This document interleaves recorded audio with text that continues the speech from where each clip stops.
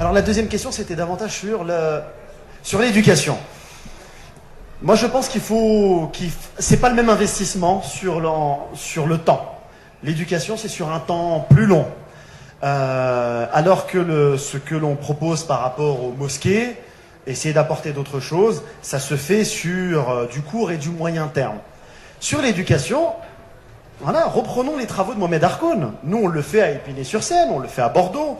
On forme des jeunes sur cette histoire de l'islam de France. Je peux vous dire une chose, c'est que quand nos jeunes sortent de ce séminaire, qu'est-ce qu'ils disent? Mais oui, mais en fait, l'islam, depuis la bataille de Poitiers, a toujours fait partie intégrante de l'histoire de France. Et ça, faut se réapproprier cela. Faut se réapproprier les travaux scientifiques.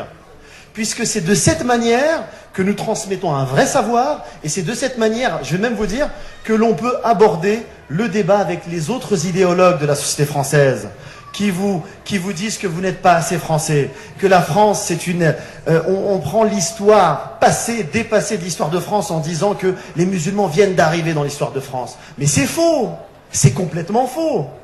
La première défaite, si je posais la question, la première défaite des musulmans en France, qui s'appelait la Gaule à cette époque-là, vous allez tous me parler de Poitiers.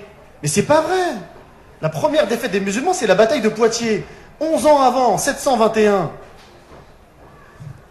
Cette réinterprétation de l'histoire de Charles Martel, elle se fait au XIXe siècle, pendant la Troisième République, où il fallait créer une certaine unité, voire même une uniformisation de la société française. Mais à cette époque-là, la Troisième République, elle colonise également le monde musulman. Donc, revenir sur ce roman, récit national, qui a été élaboré dans le XIXe siècle, dans une France qui colonise, en tant que descendant de toutes ces histoires, c'est un devoir pour nous de répondre à des Zemmour, mais avec de l'histoire, de manière factuelle, de manière scientifique. Mais il faut la maîtriser, cette histoire, il faut la transmettre à nos enfants. Dire également, la Turquie, qu'on met de côté, par exemple, qu'on ne veut pas laisser rentrer dans l'Union européenne, mais de rappeler également l'histoire. Quand l'intégrité territoriale de la France était menacée par Charles Quint, et que François Ier était prisonnier, de rappeler tout simplement que François Ier, avec sa maman, ont écrit à qui? À Soleiman le Magnifique. Le rappeler à Sarkozy et tous ces gens-là qui disent non, la Turquie n'a jamais fait partie de l'Europe. Ce n'est pas vrai. L'Empire ottoman était quasiment aux portes de Vienne, jusqu'à la fin du XVIIe siècle. Donc qu'on ne me dise pas qu'il n'y a pas eu de lien. De la même manière, les capitulations, et on pourrait parler de plein de choses. On pourrait parler également de l'expédition de Napoléon Bonaparte.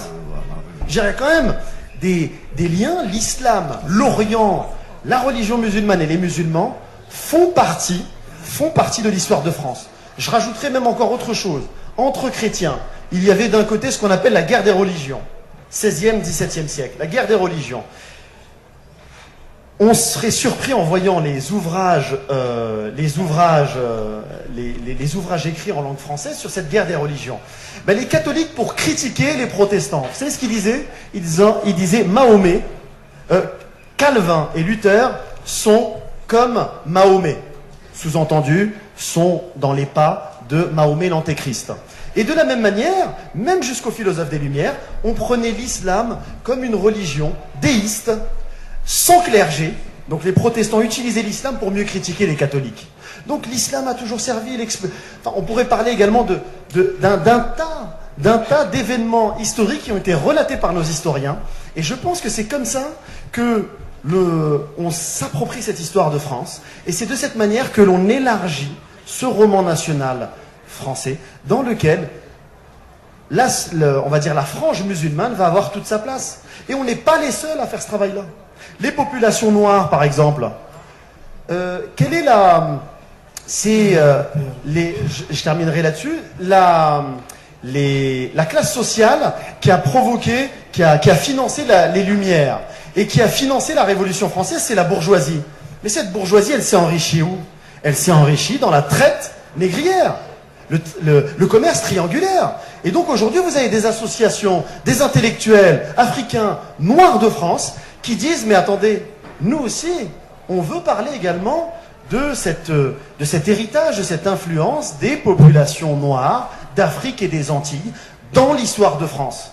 La Révolution française, elle a été financée, elle a financé une bourgeoisie qui elle-même s'est enrichie par la traite des esclaves. Donc ce sont tous ces éléments qu'il faut aborder dans la sérénité, pour l'intérêt de la France et au nom de notre témoignage envers le divin, au service des humains.